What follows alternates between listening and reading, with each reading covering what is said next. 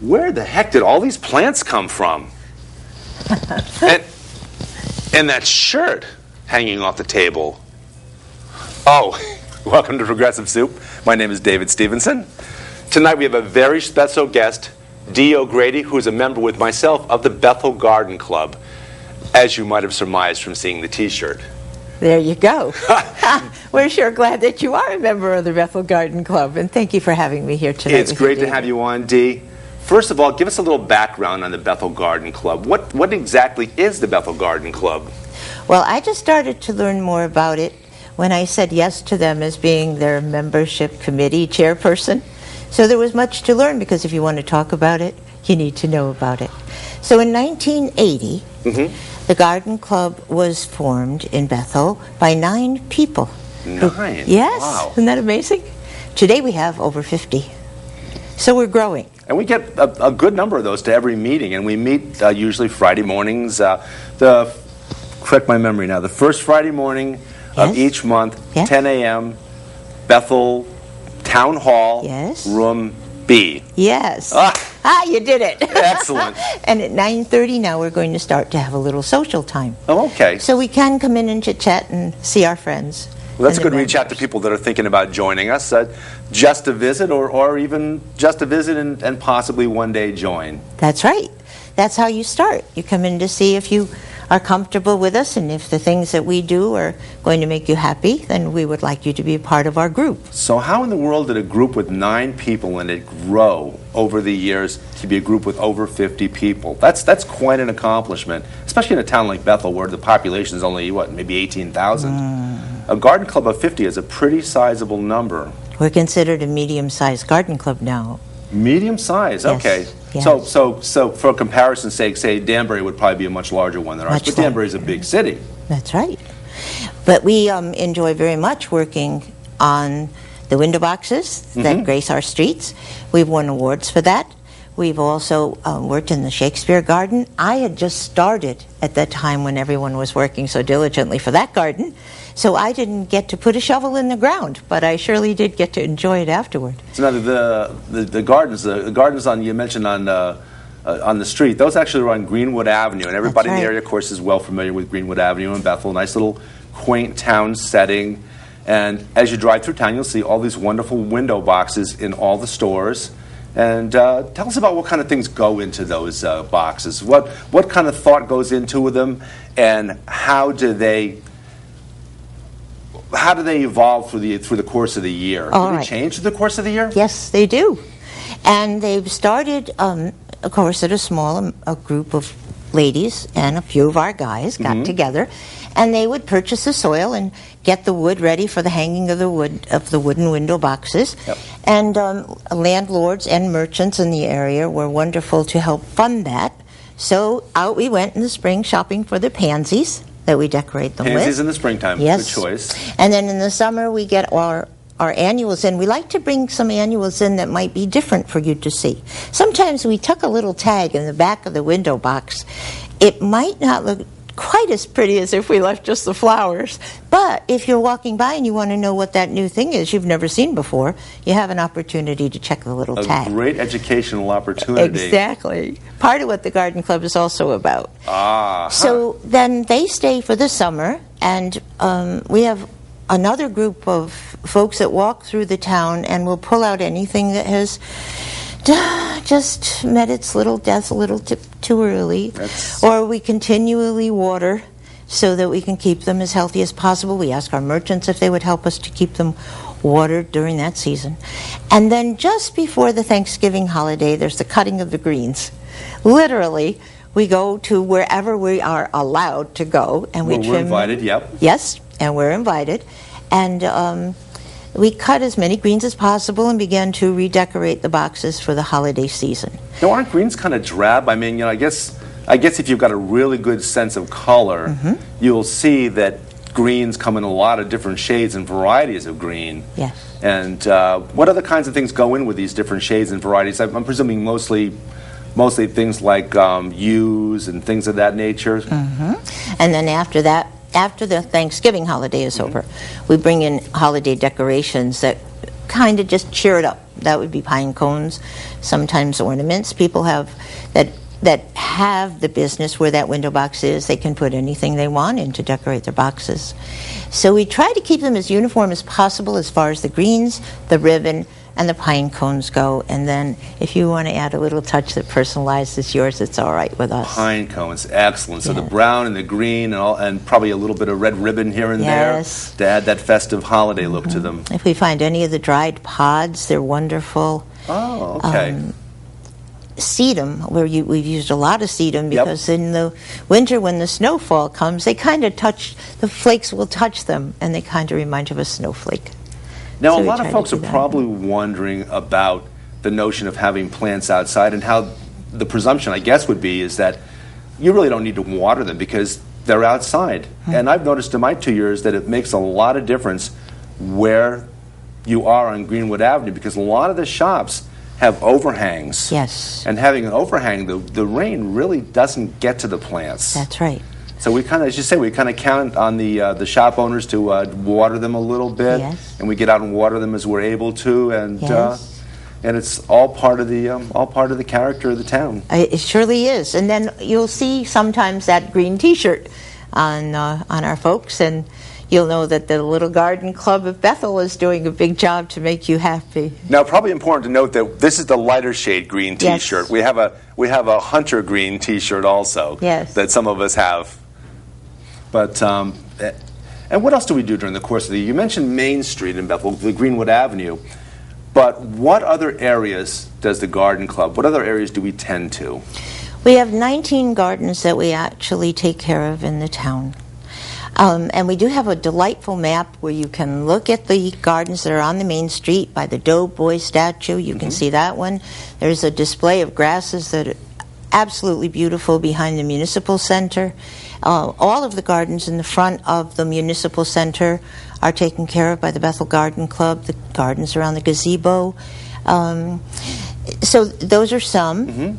And we have a list of them. If you wanted to check through the list, you'll see right now our list is at 14 gardens that we maintain. We are updating that as we talk so that we can have all 19 ready there. Now, perhaps the most famous one, at least in my recollection, being in Bethel for over 30 years, is probably the Libby Kellogg Garden, which is located right off of P.T. Barnum Square. In between P.T. Barnum Square, there's Doughboy statue, and where you would make that turn to go to the Municipal Center, Town Hall. Libby Kellogg, what does she mean to the town historically? This is what I'm learning now as a new member. And so I would have to come back to you with that information. But I know that we care about the garden because it has a committee that actually cherishes the time and what was put in it originally to be able to bring it back to our public to tell the story about. That sounds like a whole nother show talking about Libby Kellogg because she just was a fascinating woman, and I don't know as much about her myself as I probably should, even having been in town over 30 years and having experienced for many years. Quite frankly, I was one of the people that would drive down the streets and look at the garden and say, what nice gardens, and not really even think too very much about who was actually involved in the garden club and keeping the gardens maintained. Now, amongst our team of garden club members, of course, we have Karen DeLeon, who's our president. That's right. Now, this year, we had an issue with some of our planters downtown. We had some of our planters made out of wood, and obviously, nothing lasts forever. So some of the planters needed to be replaced. And Karen's husband, Rob, graciously helped out by making us some new planters and replacing those. So we're on a kind of a rotating basis now. As the planters need to be replaced, we get them replaced. That's part of the process. Yes, exactly right. So what are some of the other gardens that we have other than the Libby Kellogg and the ones on Greenwood Avenue? Well, you can come around to the Shakespeare one. There's one at the Teen Center. There's one at the Meeting House School, I think is what they call it. I haven't been around in so long. There's one at the Veterans Honor Roll. We're down at the Animal Shelter now. And Reynolds Ridge. Reynolds Ridge has one too now? Yes. Okay. So, those are the ones that come to my head immediately. 2 years and I'm still learning. So this is great. But there are committees for all of our gardens. And that's a wonderful thing because suppose you'd like to join and you come and you say, well, I don't know where I would fit, But you see Libby Kellogg's garden, and you Yep. say, I think I'd like to work on that. Well, there is an actual committee that goes to work on Libby Kellogg. They have a chairperson, and they gather together when it's most convenient for them. I tend to love the window boxes. When they say window boxes, I'm like, oh yeah, I'm there. Those And are that's great. my, And those are probably the ones that get the most viewing, because you see people coming up and down Greenwood Avenue, going in and out of the shops, and seeing those, and it just adds a tremendous amount of not just color, but verve and the land and character and all the other great things that flowers do and plants do for us as human beings. We do have a flyer. We'd be glad to send you if you would like to know. Do we have any all contact about our information? gardens. I do. We have. Could I give you some telephone numbers? Sure. All right. And what I'll do is I'll read them off. All We don't right. have the capacity to add them on the screen tonight. All right. But I'm These going to are read. those. Okay. If you would like to learn more about the Bethel Garden Club, call Dolores, that's Dee, That's me. 203-798-1335, or Karen, that's Karen DeLeon, 203-798-8156. Write those down, folks. And we have the Garden Club folder, and I'm just going to read it off very briefly, and we'll talk about some of the things that are on here. This is the Garden Club brochure. Beautifying Bethel. Members of the Bethel Garden Club plant and maintain numerous public gardens throughout the town. We improve and develop existing areas as well as explore new opportunities. Current gardens include, and as you mentioned, Municipal Center, the front gardens, the planters, the gazebo in front of Town Hall, That's right. which I was over there with a couple of months ago, and we weeded it out. We weed things out periodically because that's the nature of cultured gardens, That's as right. opposed to gardens that are just left to go. Doughboy statue in P.T. Barnum Square, Senior Center entrance, Hosta Gardens, Veterans Memorial, the historical marker by the Congregational Church, which is the one that's on what is really Main Street in Bethel. The Bethel Library, Shakespearean Garden, which is right outside the library, marvelous garden. Now the Bethel Teen Center. Now Kristen and I, that's not Krista, that's Kristin, my fiance. And I actually went to the one in the teen center the other day because that's a garden that's right up against a brick wall. Yes. Gets full sun Yes. all day, so the flowers just thrive there. And there are a lot of great flowers there that have seed pods. And we picked a couple of seed pods off, which is fine because once they go to seed, then the flowers are no longer. All right. And we took them home to our personal garden and scattered some seeds in various spots in our garden. So this is what people certainly can do when there are gardens in town. They can take seeds from them and actually continue a garden somewhere else. And Spread the love, so to speak. I was just going to say, they have a shared treasure. You mentioned the Libby Kellogg Memorial, Reynolds Ridge Senior Housing. We have a garden at the Bethel Police Station. Yes. Parloa Field's Butterfly Garden. Butterfly. You're going to tell me about that one because I didn't know that one existed. Yes. I know where Parloa Field is because my kids grew up there when they had those really tall slides at Parloa Park. That goes back a few decades. But at any rate, what are the Parloa Field Butterfly Gardens? Well, that was done for environmental garden so that we could continue to feed the butterflies and make sure that, they had the necessary food to be able to survive. Oh, interesting. Weathers, winters, their time spent here so they could do the rest of the work in the rest So of the there are garden. certain kinds of flowers that are more amenable to butterflies. I know there's such a thing as a butterfly bush. Yes, and there are that draw, in my yard, Monardas will draw my butterflies. Monardas, yep. I love to see them on those phlox. They just absolutely love them. Phlox, I'm sure people have seen those. And I love mint in the garden, and they'll just hug the mint and stay there as much as possible. I keep some rocks that have a little indentation with just a little bit of water in them because they tend to like to hover there, and that's where they do their little bit of drinking. So I'm in my own garden. I try to keep those plants that are most fragrant. I'll notice them many times on my fuchsia or even in petunias, which I was surprised. But you'll see them working at getting down into the flowers to draw their nectar. The ones that we have here at Parloa Field, I'm sorry I wasn't on the committee to be able to explain to you what we did plant, but I know that they did have an environmental award for that. Excellent.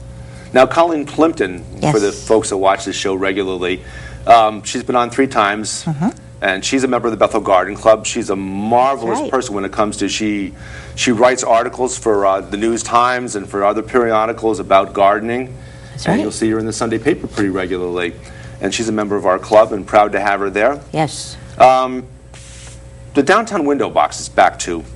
Members of the Garden Club plant the boxes in downtown Bethel 3 times each year. You mentioned that. Yes. Local merchants and landlords support our efforts with an annual fee that covers expenses for materials. I know they don't give much, but it's a very self-sustaining club. It's a very flowers are a low-budget thing, and we're not talking about stuff that we're not talking about roses and things of that nature that are a little bit more fancy and expensive. Our club really has an incredible variety of flowers that. And as you mentioned, our club has received national recognition for this project. Yes. Something I would like to share with you, if it's all right, please. Sure. Oftentimes people will question us about membership and how much it costs to be a part of a garden club. At the Bethel Garden Club, it's only $10 a year. Wow. I know. Great. Isn't it wonderful? And part of that goes to the Federated Garden Club. And then the Federated Garden Club makes us a part of the National Garden Club. Excellent. With our club, you'll always have the minutes, of course, of the meeting. We have incredible lecturers, and we promote every year so far a garden series at the library. So we sponsor that for the library as part of the Garden Club's work for the community. The club really is interested in lecturing for everyone to be able to have the knowledge they possibly can glean from the work that we do in the gardens. And we share with each other. Sometimes we even share what's in our gardens with each other. It's great to learn from folks like you what your macro or microclimate is like in your garden, so that perhaps we have it and we could try something in our garden we've never tried before. So it's a great time of sharing. It's a great time of social spending with each other. What's wonderful, too, is if you don't live in Bethel, you still can join the Bethel Garden Club.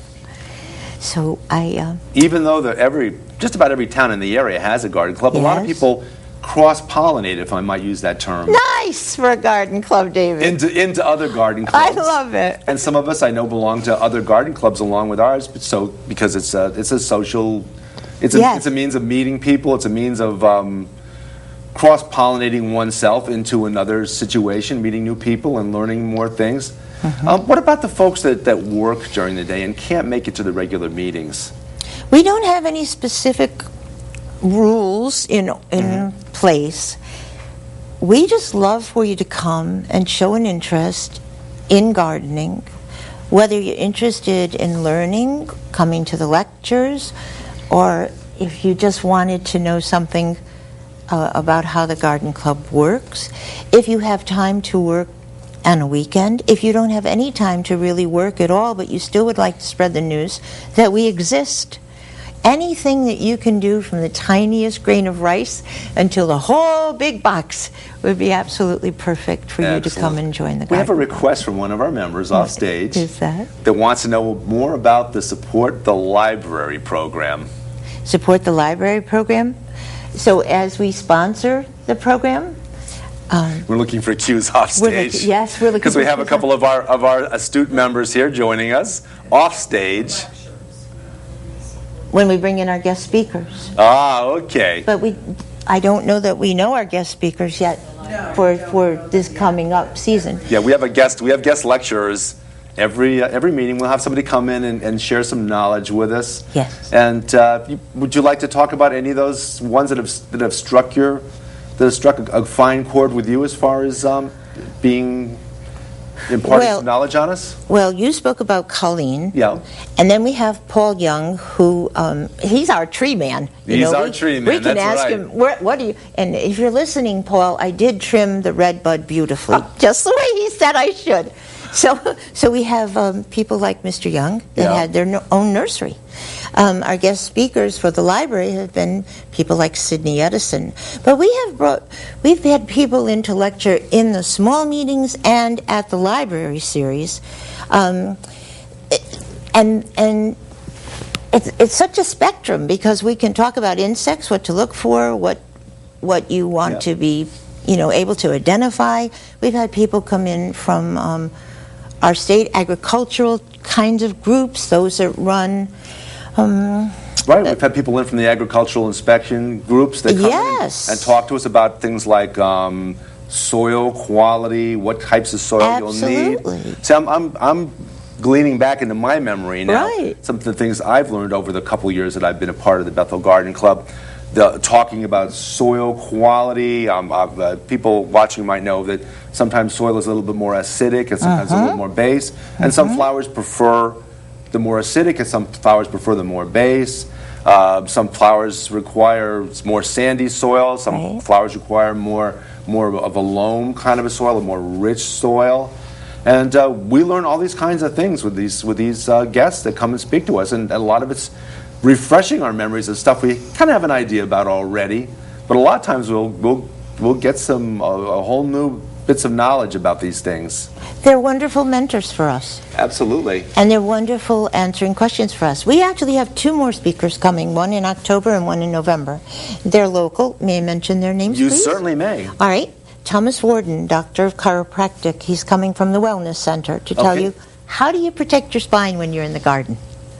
Now, so, that's something that could be applicable not just to gardening, but to just about anything in life that you do. But obviously, in our case, it applies to gardening, because we know that when you're on your knees and squatting down and bending over and tending to flowers, whether they be low to the ground or whether they be leaning over if they're taller flowers, certainly you get, there's a lot of chance there for tweaking your spine a little bit. Right. And so he's going to come talk to us about that, huh? He'll be here first Friday of October. First Friday of October. At 11 o'clock.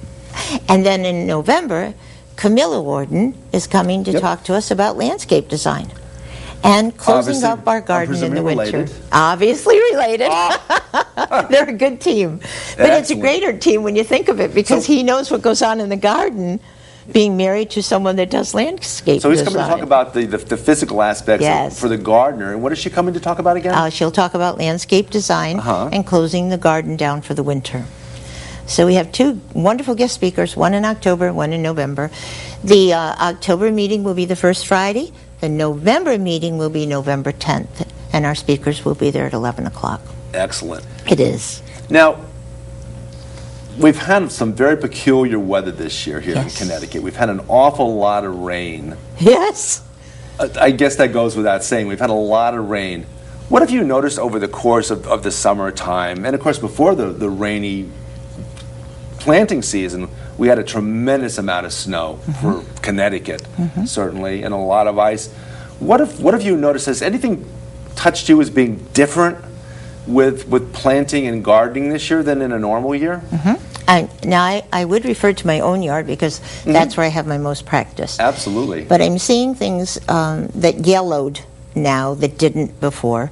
I'm also seeing flower heads drop off, or they get a rot right at the flower head just before it's ready to pop open, and we lose them. That hadn't happened before. Yeah. And most of my garden, I have a wonderful friend, Cindy Schofield. She's a master gardener and helps me in my garden now. Yes. And Cindy jokes with me, is your garden on steroids? And I keep saying, no, honey, it's just getting soaked to pieces. But it is really growing vigorously.